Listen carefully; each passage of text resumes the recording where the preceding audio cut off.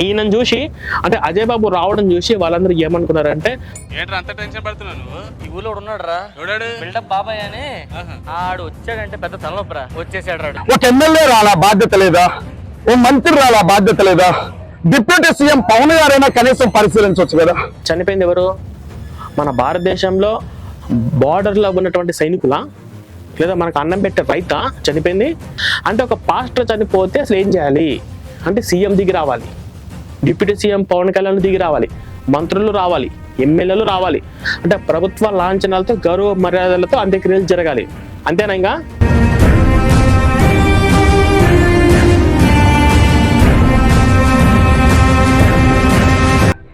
Direct గా Facebook లో message పెడుతున్నారు నెక్స్ట్ అజయ్ గాడే అని. అందరూ బీజేపీ లీడర్స్ నెక్స్ట్ అజయ్ గాడే అని నా గురించి మెసేజ్ పెడుతున్నారు.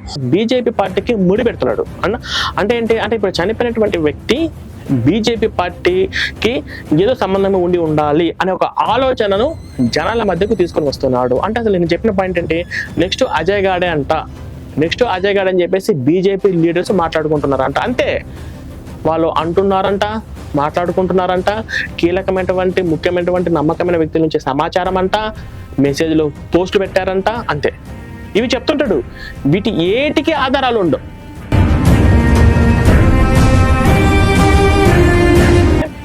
ఇప్పుడు క్రైస్తవ సమాజంలో నీకు ఎప్పుడో మర్యాద లేదు, నిన్ను ఎవ్వరు కూడా పట్టించుకోరు. ఉదాహరణకి నమస్కారం అండి, welcome to Telugu excretion YouTube channel. కొత్తగా ఎవరైనా మన ఛానల్ చూస్తే మీరు ఖచ్చితంగా సబ్స్క్రైబ్ చేసుకుని పక్కన బెల్ కూడా మీరు యాక్టివేషన్ చేసి పెట్టుకోండి. సో ఇప్పుడు మనం స్ట్రైట్గా పాయింట్లోకి వెళ్ళిపోదాము. మన ప్రవీణ్ పగడాల యొక్క మరణం గురించి అందరూ బాధపడుతుంటే ఇది ఒక అవకాశంగా ఉపయోగించుకొని మన పాస్టర్ అజయ్ బాబు ఎటువంటి నిందలేస్తున్నారు అనే విషయాలు కూడా మనము ఈ వీడియో అంటే అసలు దీని వెనక ఉన్నటువంటి కారణాలన్నీ కూడా గతంలో ఒక వీడియో చెప్పాను. మళ్ళీ ఇప్పుడు ఇంకొక వీడియో ఎందుకు చేయవలసి వస్తుందంటే ఇప్పుడు ఏ పాస్టర్కు తెలియని విషయాలు, అసలు ఎవ్వరికి ఈ ప్రపంచంలో ఎవ్వరికీ తెలియలేని విషయాలు, కొన్ని కొత్త విషయాలు అంటే ఇప్పుడు ప్రవీణ్ పగడాల యొక్క భార్య పిల్లలకు కానీ, ఆయనతో ఉన్నటువంటి ఆయన పిఏ లేకపోతే ఆయనతో పాటు ఉన్నటువంటి స్నేహితులు కానీ ఎవ్వరికి తెలియనటువంటి ఒక భయంకరమైన రహస్యాలు మన పాస్టర్ అజయ్ బాబు గారు చెప్తున్నారు. మరి ఆయనకి అది ఎట్లా తెలుసో, ఆయనకు ఎవరు చెప్పారో నాకైతే తెలియదు. కానీ ఆయన చెప్పినటువంటి విషయాలు ఏంది, అందులో ఎంతవరకు వాస్తవం ఉంది అనే అంశాలు ఖచ్చితంగా నేను ఈ వీడియోలో తెలియజేస్తాను. ఈ వీడియో అంటే ఎందుకు మన పాస్టర్ అజయ్ బాబు గురించే మాట్లాడుతున్నాం అంటే ఈయన చేసినటువంటి హడావుడి ఈ ఒక్క వీడియోలో మీకు అర్థమైపోతుంది. కాబట్టి వీడియో చివరి వరకు కూడా చూడండి. ఫస్ట్ ఆయన ఏం మాట్లాడుతున్నారో ఒక చిన్న వీడియో క్లిప్పింగ్ చూద్దాం. తప్ప బండి వచ్చింది కనబడట్లేదు, ఇంకో బండి వచ్చి దాన్ని గుద్దింది కనబడట్లేదు.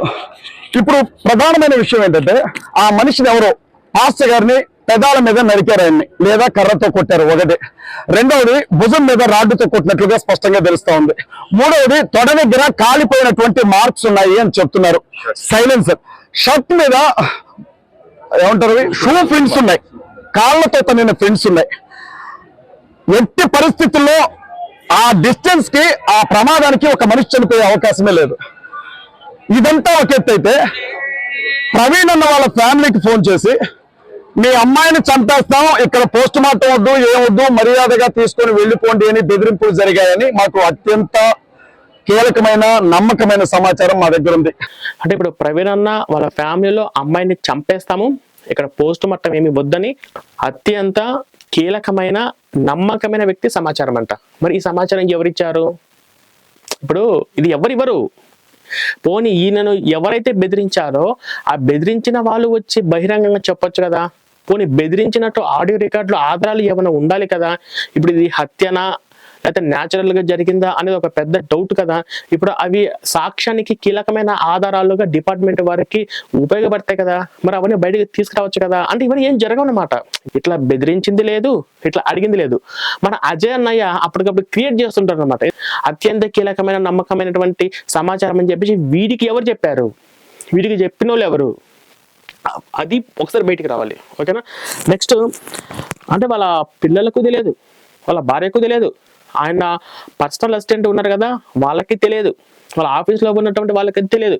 ప్రవీణ్ పగడాలతో పాటు 24 గంటలు ఉన్నటువంటి కొంతమంది దగ్గర ఉన్నటువంటి స్నేహితులు వాళ్ళకు తెలియదు. వీడెవడో దూరము వీడికి తెలుసు. అత్యంత కీలకమైన నమ్మకమైనటువంటి సమాచారం ఏంటంటే వాళ్ళ కూతురిని చంపేస్తామని అన్నారంట, అలా బెదిరించారంట, ఇక్కడ పోస్ట్ మార్టం చేయొద్దంట. అక్కడ బాడీకి పోస్ట్ మార్టం అయిపోయింది, రిపోర్ట్లు ఒక 2-3 రోజుల్లో వస్తున్నాయి. ప్రవీణ్ అన్న కూడా చనిపోవడానికి దాదాపు 1 నెల ముందు నుంచి మన బిడ్డకి ప్రమాదం ఉంది, ఈ బిడ్డను అమెరికా తీసుకెళ్లాలి అని చెప్పి ఆయన మాట్లాడారు అని మేము విన్నాం. ఇప్పుడు వాళ్ళకి బిడ్డకు ప్రమాదం ఉందని చెప్పేసి అమెరికాకు తీసుకెళ్లాలని చెప్పేసి అని అన్నారు కదా, మరి ఆ చెప్పినటువంటి వీడియో ఆధారం ఏది? లేదు. అంటే ఆధారాలు ఏముండవు. ఆడ మీడియా ఉంది, జనాలు పబ్లిక్ లో చాలా మంది చూస్తారు కాబట్టి నోటుకు వచ్చినటువంటి అలిగేషన్స్ ఏదైనా వేయచ్చు, అంతే కదన్నయ్య. సరే ఇంకా చూద్దాము. ఈ రాష్ట్రంలో మహాకూటమి ఉంది. తెలుగుదేశం పార్టీకి సంబంధించిన ఒక అధికార ప్రతినిధి డైరెక్ట్ గా వాళ్ళకి ఫోన్ చేసి ఇది యాక్సిడెంటే, డెడ్ బాడీని తీసుకొని వెళ్ళిపోండి, కేసులు వద్దు ఏమొద్దు అని ఎలా చెప్తారు నేను అడుగుతా ఉన్నా ఇవాళ. ఇది ఎంత దారుణం ఇది. ఒక ఎమ్మెల్యే రాలా బాధ్యత లేదా? ఓ మంత్రి రాలా బాధ్యత లేదా? డిప్యూటీ సీఎం పవన్ గారైనా కనీసం పరిశీలించవచ్చు కదా.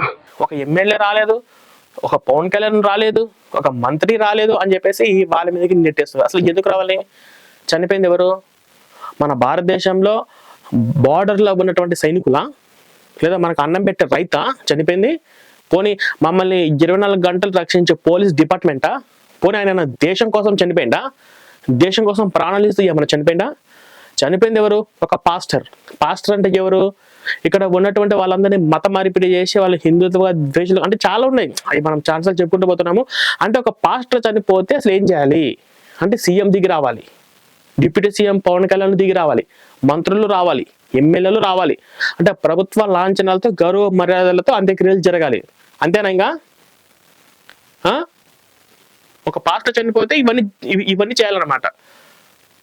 ఏం మాట్లాడుతుండే అసలు? ఇప్పుడు ఏమంటున్నారు బయట అంటే 2027లో జమిలీ ఎన్నికలు జరగబోతున్నాయి కాబట్టి క్రైస్తవులకు సంబంధించినటువంటి తలల్ని తీసే కార్యక్రమాన్ని మొదలు పెట్టారు. అందులో భాగంగానే ప్రవీణ్ గారిని అడ్డు తప్పించారు. తర్వాత చాలా తలలు ఎగుస్తాయని బయట అంటున్నారు.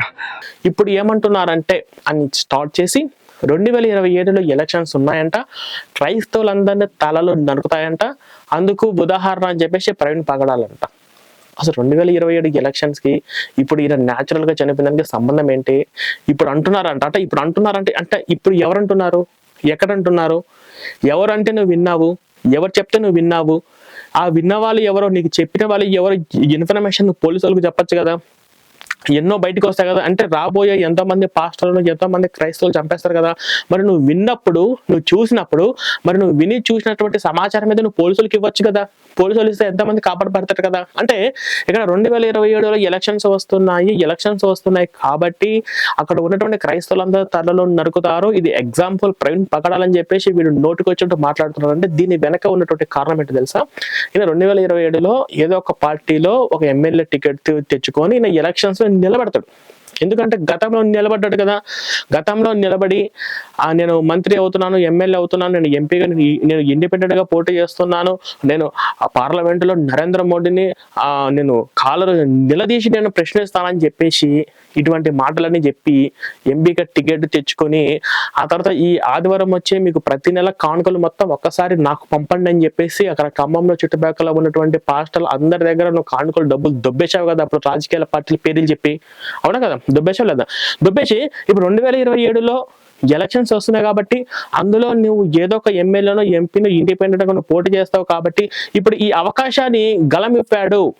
ఇప్పుడు అజయ్ బాబు ప్రవీణ్ పగడాల చనిపోయినప్పుడు ఎంతో క్రైస్తవుల కోసం గలం విప్పి మాట్లాడాడు కాబట్టి ఇప్పుడు మనం ఓటు వేసి గెలిపిద్దాము అని ఖమ్మంలో చుట్టుపక్కల ఉన్న వాళ్ళందరికీ కూడా ఇంకా బాగా పాపులర్ అవ్వడానికి ఇప్పుడు ఈ శవం అనేది ఈయన రాజకీయ ఎదుగుదలకు ఎలా ఉపయోగించుకుంటున్నాడో ఈ పాయింట్ బట్టి మనం ఇక్కడ అర్థం చేసుకోవచ్చు. ఏంటన్నది ఇప్పుడే అందిన సమాచారము, నమ్మకమైనటువంటి చెప్పిన వాళ్ళు సమాచారం అంటాడు. ఆ చెప్పింది ఎవరో తెలియదు. ఓకేనా? ఇప్పుడు ఏమంటున్నారంటే అంటే ఇప్పుడు ఎవరు అంటున్నారో తెలియదు. అంటే నోరుంది కదా, జనాలు లక్షల మంది చూస్తున్నారు, మీడియా ఉంది కదా, ఛాన్స్ దొరికింది, ఇప్పుడు మనం ఏంటో చూపించేసేద్దాము అని చెప్పేసి ఈ శవాన్ని ఈయన రాజకీయ పరంగా ఈయన CMDF సంస్థ ఎదుగుదల పరంగా ఎలా ఉపయోగించుకుంటున్నాడో ప్రతి ఒక్కరు కూడా గమనించాలి. డైరెక్ట్ గా ఫేస్బుక్ లో మెసేజ్ పెడుతున్నారు నెక్స్ట్ అజయ్ గాడే అని. అందరూ బీజేపీ లీడర్స్ నెక్స్ట్ అజయ్ గాడే అని నా గురించి మెసేజ్ పెడుతున్నారు. నెక్స్ట్ అజయ్ గాడ్ అని చెప్పేసి బీజేపీ వాళ్ళు పోస్ట్ ఎక్కడ పెట్టారు? ఫేస్బుక్ లో పెట్టారా? ఆ పెట్టినటువంటి ఏమైనా స్క్రీన్ షాట్లు కానీ మెసేజ్ కానీ నీకు ఎవరైనా పర్సనల్ గా వాట్సాప్ లో మెసేజ్ చేశారా? మరి ఆ మెసేజ్ చేసినవి ఆ పెట్టినటువంటి ఆధారాలన్నీ తీసుకుని మీడియా ముందుకు చూపిస్తే కదా జనాలు నమ్మేది. నెక్స్ట్ నేనే అంట ఎక్కడ పడితే అక్కడ, అంటే ఈ ఒక్క మీడియా కాదు, ఏ మీడియాలో పడితే ఎక్కడ ఎక్కడ పడితే అక్కడికి వెళ్ళి నెక్స్ట్ అజయ్ గాడ్ అంట నేనే అంట, నేను చావుకు భయపడను, బీజేపీ పార్టీకి ముడి పెడుతున్నాడు అంటే ఏంటి అంటే ఇప్పుడు చనిపోయినటువంటి వ్యక్తి బీజేపీ పార్టీకి ఏదో సంబంధం ఉండాలి అనే ఒక ఆలోచనను జనాల మధ్యకు తీసుకొని వస్తున్నాడు. అంటే అసలు నేను చెప్పిన పాయింట్ ఏంటి, నెక్స్ట్ అజయ్ గాడే అని చెప్పేసి బీజేపీ లీడర్స్ మాట్లాడుకుంటున్నారంట. అంతే, వాళ్ళు అంటున్నారంట, మాట్లాడుకుంటున్నారంట, కీలకమైనటువంటి ముఖ్యమైనటువంటి నమ్మకమైన వ్యక్తుల నుంచి సమాచారం అంట, మెసేజ్లు పోస్టులు పెట్టారంట, అంతే. ఇవి చెప్తుంటాడు. వీటి ఏటికి ఆధారాలు ఉండవు, నోటుకు వచ్చినట్టు అవి అడ్డం పెట్టుకొని నోటుకు వచ్చినట్టు అలిగేషన్స్ వేయడం, అదే కదా. అంటే బీజేపీ వాళ్ళు ఇతనికి ఏదో చెయ్యాలని చెప్పేసి అన్నప్పుడు ఆ మెసేజ్లు స్క్రీన్ షాట్లు ఏదైనా ఉంటే అవి తీసుకుని వెళ్ళి పోలీస్ స్టేషన్లో కంప్లైంట్ పెట్టచ్చు కదా. మళ్ళీ నాకు సెక్యూరిటీ ఇవ్వమని కూడా నేను అడగను అంట. అంటే నీకు ఎవరు బాబు సెక్యూరిటీ ఇచ్చేది, నీకు ఇప్పుడు సెక్యూరిటీ ఇస్తా అని చెప్పేసి ఇప్పుడు ఎవరన్నారు ఇక్కడ? ఇప్పుడు అజయ్ బాబుకు సెక్యూరిటీ అవసరం అని చెప్పేసి ఇక్కడ ఎవరైనా డిమాండ్ చేశారా? ఇప్పుడు గవర్నమెంట్ ఏమన్నా ఓకే ఇప్పుడు అజయ్ బాబుకు సెక్యూరిటీ అవసరం అని చెప్పి ఏమైనా చెప్పారా? నీకేదో సెక్యూరిటీ ఇస్తుంటే నాకు వద్దని చెప్పేసి నువ్వు ఏదో అంటున్నట్టు అసలు నీకు ఎవరు సెక్యూరిటీ ఇస్తా అన్నారు? అయితే కొంతమంది బయట ఏమంటున్నారంటే ఆ మనిషికి ఎవరో బలవంతంగా మందు తాగించారు, ఆయన్ని చంపే ముందే ఆయనకి మందు తాగిచ్చారు, ఆ తాగిచ్చిన మందును బట్టి పోస్ట్ మార్టం జరిగితే అతను ఆల్కహాల్ తీసుకొని బైక్ డ్రైవ్ చేశాడు కాబట్టి యాక్సిడెంట్ అయిందని నమ్మించడానికి రిపోర్ట్ తీయబోతున్నారు అన్న అనుమానాలు కూడా వ్యక్తమవుతా ఉన్నాయి. ఒక మనిషి ఎవరో ఈయనను బలవంతంగా మందు తాగించారంట, ఆయన చనిపోయే ముందే మందు తాగించారంట. అంటే ఇప్పుడు అక్కడే ఉండి అంటే ఆ యాక్సిడెంట్ జరిగేటప్పుడు కానీ పక్కనే ఉండి చూసి ఆయనతో పాటు ట్రావెల్ చేసి ఆయన ఎక్కడి నుంచి వచ్చాడు, ఎక్కడ టోల్ గేట్ దగ్గర దాటాడు, మళ్ళీ ఎక్కడ కింద పడ్డాడు, పడిపోయినప్పుడు ఎవరు వచ్చారు, ఎలా అటాక్ చేశారని చెప్పేసి కళ్ళతో చూసినట్టు చెప్తున్నాడు. అసలు విషయం ఏంటంటే ఆయన బైక్ నడిపే విధానం చూస్తే ఆయన పరిస్థితిని బట్టి మేబీ నా తాగి ఉండొచ్చు, అంటే తాగి డ్రైవ్ చేశాడేమో, ఆయన వెళ్తున్నటువంటి బైక్ స్పీడ్ ని చూసి జస్ట్ ఎస్టిమేషన్ చేశాడు అంతే. అంటే తాగి ఉండొచ్చేమో అని అంతే, తాగి ఉండొచ్చేమో అన్న దానికి మన అజయ్ బాబు ఏమంటున్నాడంటే చనిపోయే ముందు ఎవరో ఒక మనిషి బలవంతంగా మందు తాగించారంట. అంటే బలవంతంగా మందు తాగిచ్చే ఆ తాగించిన వ్యక్తి ఎక్కడున్నాడు అంటే ఆయన బలవంతంగా మందు తాగిచ్చి బలవంతంగా బైక్ ఎక్కించి బలవంతంగా పంపించాడా ఒక్కనే? మరి బలవంతంగా తాగించిన వ్యక్తి ఎవరు ఉండరు, ఎవరో అంటే ఇప్పుడు పాయింట్ ఏంటంటే ఒకవేళ ఈయనటువంటి పోస్ట్ మార్టం రిపోర్ట్లో ఈయన ఆల్కహాల్ తీసుకున్నట్టు రిపోర్ట్లు వచ్చాయనుకోండి, అప్పుడు మొత్తం పాస్టర్ల పరువు పోతుంది కదా. కాబట్టి ఏమో ఒకవేళ మేబీ నిజంగా తాగినట్టు వచ్చింది కాబట్టి ఇది క్రైస్తవంలో పాస్టర్ ఇలా తాగి డ్రైవ్ చేశాడా అంటే చెడ్డ పేరు వస్తుంది మొత్తం పాస్టర్ సమాజానికి. ఇప్పుడు ఈ పాస్టర్కి చాలా పాస్టర్లు వచ్చి చాలా క్రైస్తవ మిషనరీలు వచ్చి సపోర్ట్ చేశాయి, బట్ ఇది క్రైస్తవానికి చెడ్డ పేరు వచ్చేది ఉంది కాబట్టి మనం దీనికి ఎలా మలుచుకుందాము, ఓకే రైట్, హత్య చేశారు కదా, హత్య చేయడానికంటే ముందు ఎవరో బలవంతంగా తాకించారు అంటే ఎవరో బలవంతంగా డ్రింక్ చేశారు అంటే ఎవరో ఒక వ్యక్తి ఉన్నారు, ఆ వ్యక్తి ఎవరో మనకు తెలియదు. అలా చెప్తే అప్పుడు జనాలందరూ నమ్మి అవునా ఎవరో బలవంతంగా మందు దాకించి బలవంతంగా బైక్ ఎక్కించి పంపించారా అని చెప్పేసి ఇలా జనాలకి మార్చడం అన్నమాట. ఇప్పుడు పాము వెళ్తుంది రోడ్డు మీద, ఇప్పుడు ఎవడన్నా పాము రోడ్డు మీద వెళ్తుంది అంటే మన అజయ్ బాబు ఏమంటాడంటే పాము రోడ్డు మీద పైకి లేసి పడగలు విప్పి బుసలు కొట్టుకుంటూ పోతుంది అని చెప్తున్నాడు అనమాట. అంటే అక్కడ ఒకటి ఉంటే మనోడు ఒక 100 కనిపించుకొని చెప్తూనే ఉంటున్నాడు అనమాట. అది ఆయన విషయము. సో కాబట్టి ఈ మీడియా మిత్రులందరూ అంటే ఈయన వీడియో స్టార్ట్ చేసిన ఒక 2-3 నిమిషాలకి ఎన్ని అబద్ధాలు మాట్లాడాడు, ఎన్ని పచ్చి మోసాలు నోటికి వచ్చినట్టు ఎట్లా అలిగేషన్స్ చేస్తున్నాడు. దీని వెనక ఉన్నటువంటి కారణం ఏంటంటే 2027లో ఈయన ఎమ్మెల్యే గాను ఎంపీ గాను ఇండిపెండెంట్ గా పోటీ ఖచ్చితంగా చేస్తాడు కాబట్టి ఇప్పుడు ఈ సమయంలో మనం మాట్లాడింది ఉపయోగించుకొని ఖమ్మం జిల్లాలో అంటే ఈయన ఎక్కడైతే పోటీ చేస్తున్నారో అక్కడ చుట్టుపక్కల ఉన్న వాళ్ళందరి దగ్గర సానుభూతిని క్రియేట్ చేసుకొని అరే గలం విప్పుతున్నటువంటి ఒక వ్యక్తి ముందుకు వచ్చారు కాబట్టి ఈయనను మనము గెలిపించుకోవాలి అని చెప్పేసి ఒకటి రాజకీయ ప్రయోజనాల కోసం ఈ శవాన్ని ఈయన అడ్డంగా వాడుకుంటున్నాడు. రేపు మాపు ఇది మొత్తం అయిపోయి చల్లారిన తర్వాత గతంలో ఎలాగైతే ఒక చిన్న గాజు మొక్క గీక్కొని నా మీద దాడి జరిగిందని చెప్పేసి క్రైస్తవ సమాజాన్ని ఎలాగైతే మోసం చేశాడో మళ్ళీ ఫ్యూచర్ లో కూడా ఖచ్చితంగా మోసం చేస్తాడు. ఎందుకంటే నాకు అనిపిస్తుంది ఖచ్చితంగా. ఎందుకంటే గతంలో ఒకసారి చేశాడు కదా, నన్ను కత్తులతో నరికారు, నేను ఎమర్జెన్సీగా హాస్పిటల్లో ఉన్నాను, నా కారును అడ్డగించి నా కారు అద్దాలు పగలగొట్టారు, మంకి క్యాప్ వేసుకున్న వాళ్ళు వచ్చారు, మా తమ్ముడు భరత్కి కూడా గాయాలయ్యాయి, కత్తులతో నరికారని చెప్పేసి నువ్వు గతంలో ఎలాగైతే అన్నావో, ఎలాగైతే పోస్టులు పెట్టి ఎలాగైతే జనాలను తప్పుడు దారిలోకి తీసుకెళ్తున్నావో, కానీ ఖచ్చితంగా భవిష్యత్తులో కూడా పెడతాడు. ఇప్పుడు ఈ ప్రవీణ్ బాగట అందరూ మర్చిపోయి ఎవరి పనుల్లో వాళ్ళు ఉన్నారనుకో, మళ్ళీ ఈ అజయ్ గారు ఎందుకు మళ్ళీ గతంలో ఒకసారి ఎలాగైతే చేసామో ఇంకోసారి అలా చేద్దాం మాకని చెప్పేసి కూడా డ్రామా క్రియేట్ చేయొచ్చు. ఎందుకంటే గతంలో చేశారు కదా, నెక్స్ట్ టైం కూడా చేయొచ్చు, అందులో డౌట్ లేదనమాట. అది ఇంకొక పాయింట్, ఇది చాలా కీలకమైన పాయింట్, గుర్తుపెట్టుకోండి.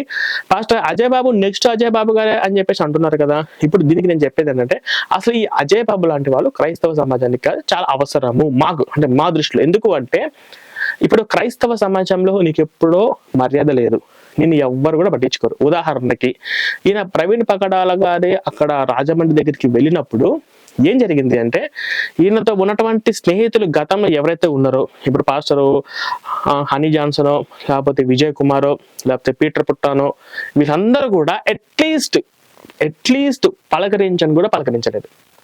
ఈయనను చూసి, అంటే అజయ్ బాబు రావడం చూసి వాళ్ళందరూ ఏమనుకున్నారంటే, ఏంట్రా అంత టెన్షన్ పడుతున్నావు నువ్వు? ఈ ఊళ్ళో ఉన్నాడు రా, ఎవడాడు? బిల్డప్ బాబాయ్ అని. ఆడు వచ్చాడంటే పెద్ద తలనొప్పరా, వచ్చేసాడు రాడు. అయితే కొంతమంది బయట ఏమంటున్నారంటే, మనము చేతులు కలపడం, వీడి ముఖం చూడటం కూడా పెద్ద దరిద్రమే అని చెప్పేసి విజయప్రసాద్ రెడ్డి కానీ, విజయ్ కుమార్ కానీ, హనీ జాన్సన్ కానీ, ఇంకా ఆయన పీటర్ పుట్ట గారు కానీ, ఇంకా వాళ్ళందరూ కూడా ఇప్పుడు వెళ్ళిపోయారు. వద్దరా బాబు వీడికి దండం అని చెప్పేసి. ఎందుకంటే ఇప్పుడు హనీ జాన్సన్ కి విజయ్ కుమార్ గారికి పడదు, ఒక 2-3 సంవత్సరాల నుంచి వీళ్ళిద్దరం మాట్లాడుకోవట్లేదు. కానీ ఇప్పుడు ఈ సందర్భంలో కలిశారు ఎంతో కొంత, సరే అవన్నీ పక్కన పెట్టేసి ఈ సమయంలో కలిసారు. కానీ ఈ సమయంలో కూడా, ఇట్లాంటి పరిస్థితులలో కూడా అజయ్ అన్నయ్యను, మన CMDF అధినేత అయినటువంటి పాస్టర్ అజయ్ అన్నను ఎవ్వరు ఒక్క పాస్టర్ కూడా అట్లీస్ట్ పలకరించలేదు. ఎందుకు? ఈయన గురించి ఎంత కరుడుగట్టినటువంటి క్రిమినలో, ఎంత కరుడుగట్టినటువంటి మోసగాడో వాళ్ళందరికీ తెలుసు. వాళ్ళందరికీ ఎందుకు, ఇప్పుడు ఈ వీడియోలో మీకు ఎన్ని పాయింట్లు చెప్పండి, ఎన్ని కీలకమైన ఇంపార్టెంట్ పాయింట్ బయటకి తీసుకొని ఒకసారి మీరు అందరికి అర్థమవుతుందా అసలు వీడు ఎట్లా మాట్లాడుతున్నాడు ఏంటో? నిన్న మొన్న ఆయన ఉన్నారు కదా బ్రదర్ షెఫీ, అంటే ఈయన ప్లాన్ ఏం వేశాడంటే, ఇప్పుడు బ్రదర్ షెఫీ అక్కడ ఉంటే పరిగెత్తుకుంటూ పోయిండు, అరే రే బ్రదర్ షెఫీ వచ్చిందని చెప్పేసి పరిగెత్తుకుంటూ బ్రదర్ షెఫీ దగ్గరికి వెళ్ళిపోయి పక్కన నించొని ఆ పక్కన శవం ఉంటే, అక్కడ శవం ఉంటే అందరూ బాధపడుతూ ఉంటే, అందరూ ఏడుస్తూ ఉంటే, అలా ఉంటే మనోడు వెళ్తే, నేను CMDF అధినేతను, నేను క్రిస్టియన్ ముస్లిం డిఫెన్స్ ఫోర్స్ని, రాబోయే రోజుల్లో మన క్రిస్టియన్స్కి ఎంత ప్రమాదం ఉందో ముస్లింస్లో కూడా అంత ప్రమాదకరం ఉంది అని చెప్పేసి మాట్లాడుతూ, అక్కడ బ్రదర్ షెఫీ గారి దగ్గర ఈయనకు సంస్థ ఉందని, ఈయన సంస్థలో ఎంతో మంది కార్యకర్తలు ఉన్నారని, ఇప్పుడు ఈయన సంస్థతో కలిసి పనిచేయమని చెప్పేసి డైరెక్ట్ గానే అడుగుతున్నాడు అక్కడ. ఎందుకు? బ్రదర్ షెఫీ అంటే నేషనల్ వైజ్ గా అభిమానులు చాలా మంది ఉన్నారు, ఆయన వ్యూస్ మిలియన్లో వెళ్తాయి. ఓకేనా? ఆయనకు ఒక బ్రాండ్ ఉంది, ఒక మోటివేషనల్ స్పీకర్ గా. ఇక హిందువులలో కూడా ఆ అభిమానం ఉంది, క్రిస్టియన్స్ లో కూడా అభిమానం ఉంది, స్టూడెంట్స్, యువత ఎంతో మంది ఆయన చెప్పేటువంటి స్పీచ్ కు ఫ్యాన్స్ ఉన్నారు. కానీ ఇప్పుడు ఈ అవకాశంలో ఈయన బ్రదర్ షెఫీ గారితో కలిస్తే, బ్రదర్ షెఫీ గారితో ఆయన టీంలో కలవమని, లేదా ఆయన ఉన్నటువంటి సభ్యత్తులందరూ ఆయన టీంలో చేర్పించుకోమని చెప్పేసి ఈయన ఒక డ్రామా ఆడదామని చెప్పేసి, అంటే శవం పక్కన పెట్టుకొని కూడా వెళ్ళి ఈయన సంస్థ గురించి చెప్పుకుంటూ, ఈయన పరిచయం గురించి చెప్పుకుంటా ఉన్నాడు అనమాట. అది. సో ఇప్పుడు ఏంటంటే, నేను మళ్ళీ చెప్తున్నాను, సాంబార్లో మనం ఎలాగైతే కరేపాకు ఒక పుల్ల తీసి అవతల పడేస్తారో, బ్రదర్ షెఫీ గారు కూడా ఖచ్చితంగా వీని కరేపాకు కంటే దారుణంగా తీసి అవతల పడేస్తారు, అందులో ఎటువంటి డౌట్ లేదు.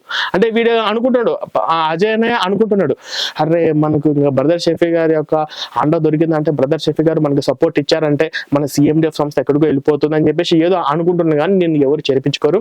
మీకు నీలాంటి వాళ్ళ వల్ల క్రైస్తవ సమాజంలో పాస్టర్లు అంటే ఎంత వెరిపుష్పాలో, పాస్టర్లు అంటే ఎంత దారుణంగా మోసాలు చేసే వాళ్ళుగా ఉంటారో అనేది సమాజం అందరూ కూడా గ్రహించడానికి నీలాంటి వాళ్ళు అవసరము, ఖచ్చితంగా అవసరము. ఎందుకంటే నువ్వు మాట్లాడే మాట తీరు, నువ్వు మాట్లాడే విధానం క్రైస్తవ సమాజం ఎవరికి నచ్చదు. అవునా? అరే మా పాస్టర్లు అంటే హాస్యించు, అసలు పాస్టర్ అంటే ఇదా, పాస్టర్ అంటే ఇన్ని అబద్ధాలు చెప్తారా, పాస్టర్ అంటే ఇన్ని మోసాలు చేస్తారా, ఛీ అని చెప్పేసి మొత్తం పాస్టర్ సమాజానికి అవమానించుకొని తలదించుకున్నటువంటి పరిస్థితులు తీసుకురాగల సత్తా మీ ఒక్కరికే ఉంది అన్నయ్య. కాబట్టి మీలాంటి వాళ్ళు మాకు అవసరం అన్నమాట. అది. సో ఫైనల్ గా ఈ వీడియో ముందు చెప్పొచ్చేది ఏంటంటే, ఈయన ఎవరైతే ఇంటర్వ్యూలు చేస్తున్నారో, ఎక్కడెక్కడైతే ఈ అన్ని ఛానల్స్ అన్ని నోటుకు వచ్చినట్టు మాట్లాడుతున్నారో అవన్నీ కూడా అబద్ధాలు, ఆ అలిగేషన్స్ అని కూడా ఎవరు పట్టించుకోకండి. ఈయన మొత్తం క్రైస్తవ సమాజం ఎప్పుడో వదిలేసింది. కాబట్టి కాబట్టి ఈయన గురించి ఇంకా పూర్తిగా సమాచారం కావాలంటే నా దగ్గర సాక్ష్య ఆధారాలన్నీ కూడా ఉన్నాయి. ఈయన ఎప్పుడెప్పుడు ఏమేమి చేసిండు అనేది దానికి సంబంధించి కొన్ని ఇంపార్టెంట్ విత్ ఎవిడెన్స్ కూడా నా దగ్గర రెడీగా ఉన్నాయి. అవి నేను అతి త్వరలో అన్ని మీడియా ఛానల్స్ కూడా నేను బయట పెడతాను. ఎందుకంటే ఇక్కడ ఛాన్స్ దొరికింది కదా అని చెప్పి ఎక్కడ పడితే అక్కడ ఏ మీడియా ఛానల్ పడితే ఆ మీడియా ఛానల్లోకి వెళ్ళి ఇప్పుడు బ్రాహ్మణులను అంటాడు, హిందువులు అంటాడు, అసలు ఆ నోటికి అదుపు అనేది ఉండదన్నమాట. ఏది పడితే అది మాట్లాడుతుంటాడు. వాటన్నిటికీ కూడా అసలు కాబట్టి ఈయన గురించి నేను ఫోకస్ చేయాల్సిన అవసరం ఎంతైనా ఉంది. ఓకేనా? So thank you so much అండి. ఈ వీడియో ఇక్కడ వరకు చూస్తే మీకు ఎంత కొంత నచ్చినట్టయితే ఖచ్చితంగా మన ఛానల్ని మీరు సబ్స్క్రైబ్ చేసుకున్నారో లేదో ఒకసారి చెక్ చేయండి. అట్లాగే మన తెలుగు ఎక్స్క్రిప్షన్ ఛానల్లో రిలీజ్ ఉంటే ఎక్స్క్రిప్షన్ బుక్లెట్లు ఏవైతే ఉన్నాయో అది మీరు స్క్రీన్ మీద కనిపిస్తున్నట్టు ఈ నెంబర్ ద్వారా కాంటాక్ట్ దగ్గర మీరు తెప్పించుకొని ఒకసారి చదవండి. ఓకేనా? Thank you so much. మరొక వీడియోలో మళ్ళీ కలుద్దాం. Thank you.